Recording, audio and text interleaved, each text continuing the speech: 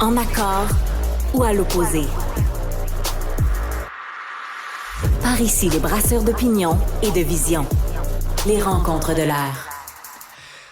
Normand Lester est blogueur au Journal de Montréal, Journal de Québec, animateur du balado Normand Lester raconte à Cube Radio et surtout, il est estomaqué de voir les conséquences de la gaffe de Justin Lagaffe par rapport à l'Inde. Normand, est-ce qu'on va s'en remettre un jour de l'erreur fatale de Justin Trudeau? Non, puis ça va continuer à se détériorer.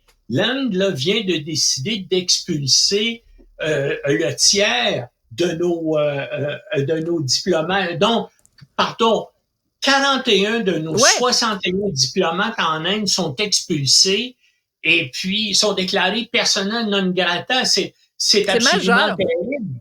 Et puis, bien sûr, vous avez vu dans la communauté internationale, les Américains, les Anglais, les Français ont été plutôt lents quand ils l'ont fait, à appuyer très tièdement le Canada. L'Inde, vous le savez, c'est devenu maintenant le pays le plus populeux de la planète et c'est un pays qui connaît une expansion économique extrêmement importante alors que les Chinois à côté, eux, s'essoufflent. Donc, c'est un endroit d'investissement.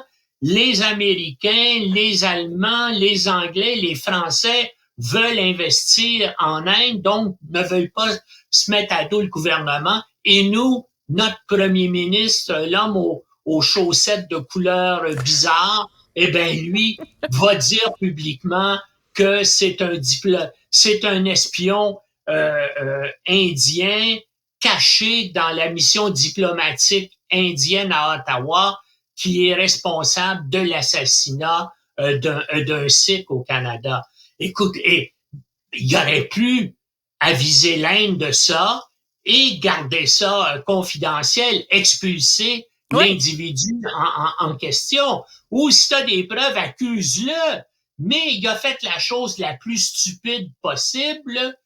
Il a dit qu'il pensait ou qu'il y avait des informations comme quoi un espion sous couvert diplomatique avait ordonné l'assassinat, mais sans donner d'informations précises, concrètes.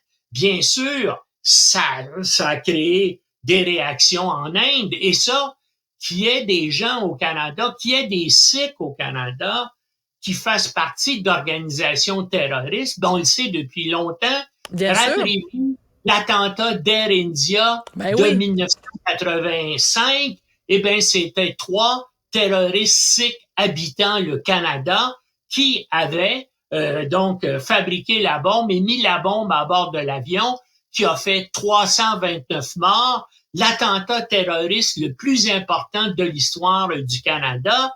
Et l'enquête de la GRC et du SCRS là-dessus a foiré parce qu'il y a un des 3 qui a plaidé coupable, qui a été condamné, mais les 2 autres, il y a eu une enquête de 18 ans puis finalement, les gars ont été acquittés. Il y en a un qui a été assassiné, peut-être dans un conflit entre 2 organisations terroristes, peut-être aussi par un autre agent indien. En tout cas, il y a quelques mois, Sikh Malik a été assassiné ici au Canada. Mais l'idée, c'est de rendre ça public alors qu'il y avait rien à tirer de ça. C'était complètement stupide, mais c'est pas la première fois au niveau international que l'équipe Mélanie Joly et Pierre Trudeau fait des choses stupides et incompréhensibles. Rappelez-vous, il y a quelques mois, en Haïti, Mélanie Joly annonce le Canada a décidé donc d'aider Haïti, mais on va s'établir dans le pays d'à côté, la République dominicaine, puis on va gérer ça de la République dominicaine.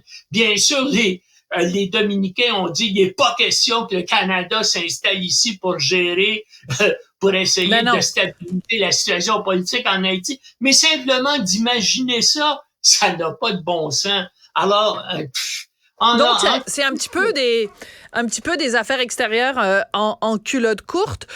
Mais quand ça s'est passé, quand Justin Trudeau a fait sa fameuse déclaration, on se doutait bien que c'était pas une bonne idée, mais on ne mesurait pas à quel point il y aurait des conséquences. Là, le fait que justement l'Inde expulse 40 diplomates sur 60 à New Delhi, ça signifie quoi? Est-ce que ça a vraiment un impact pour nous, Normand?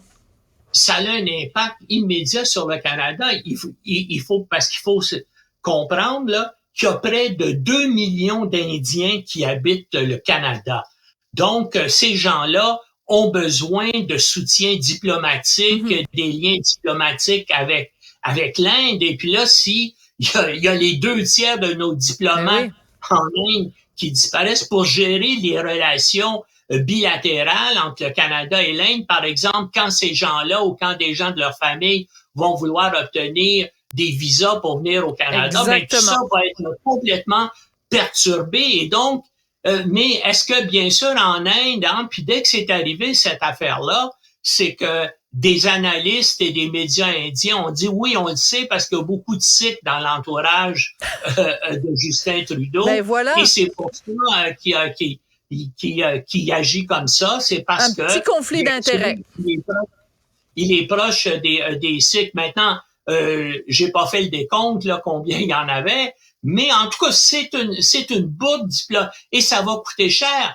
Pense aussi, c'est un marché très important pour le Canada, l'Inde. Et pense que maintenant, ça va être extrêmement difficile pour des entreprises canadiennes qui vont vouloir faire des affaires en Inde. Eh bien, le gouvernement indien va favoriser les Anglais, les Français, les Américains, les Allemands. Hein, on va descendre dans la liste. Et pourtant, on est un pays qui était proche de l'Inde. Ben voilà, c'est ça.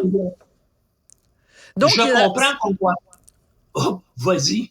Non, mais j'allais dire, c'est ça, c'est que dans le fond, il a pris cette décision-là pour une raison, pour faire plaisir peut-être à ses amis et son entourage sikh, mais sans penser que ça aurait des répercussions, pas juste pour les citoyens, mais pour les entreprises et pour tout le monde. Bref, comme tu le dis dans ta chronique dans le journal, donc une crise diplomatique rarement vue depuis la guerre froide. Merci beaucoup, Normand Lester.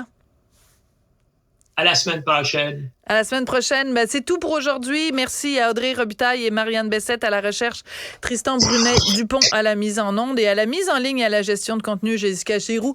Merci beaucoup et à demain.